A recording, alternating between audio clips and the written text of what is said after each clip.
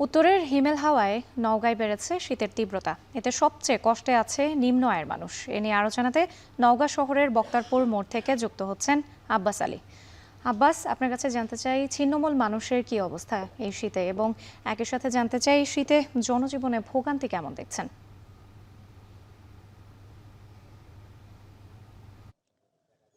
রাত্রি আপনাকে জানাতে যায় যে উত্তরের জেলা নওগাঁয় গত ২ সপ্তাহ পর আবারও নতুন করে বলা যায় যে শীতের তীব্রতা বাড়তে শুরু করেছে। আর এই প্রচণ্ড শীতের কারণে উত্তরের জনপদের মানুষ একেবারে নাজেহাল অবস্থা এবং জবুথবু অবস্থা বিরাজ করছে বলা যায়। এবং কুয়াশার পরিমাণ যদিও কম, আর এই হালকা কুয়াশার কারণে শীতের সকালে সূর্য ঢাকা পড়ছে।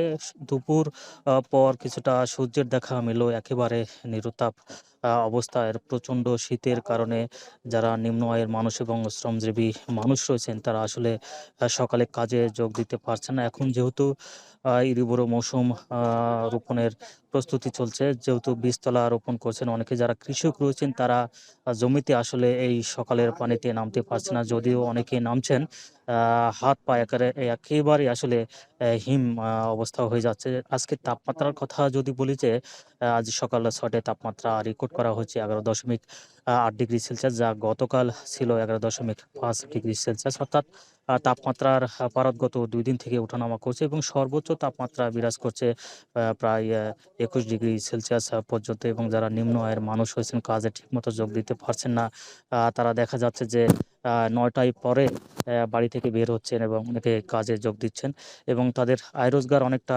কমে গেছেই বলা যায়। আর প্রচণ্ড শীতের কারণে বিশেষ করে যারা শিশু এবং বয়স্ক রয়েছেন তারা অনেকটা কষ্টের মধ্যে পড়েছেন। তবে অনেকেই দেখা যাচ্ছে যে এই শীতের কারণে উষ্ণতা পেতে অনেকেই চায়ের দোকানে ভিড় করছেন। হালকা এই গরম পানি পান করলে কিছুটা তাদের মধ্যে স্বস্তি মিলছে বলে তারা জানিয়েছেন।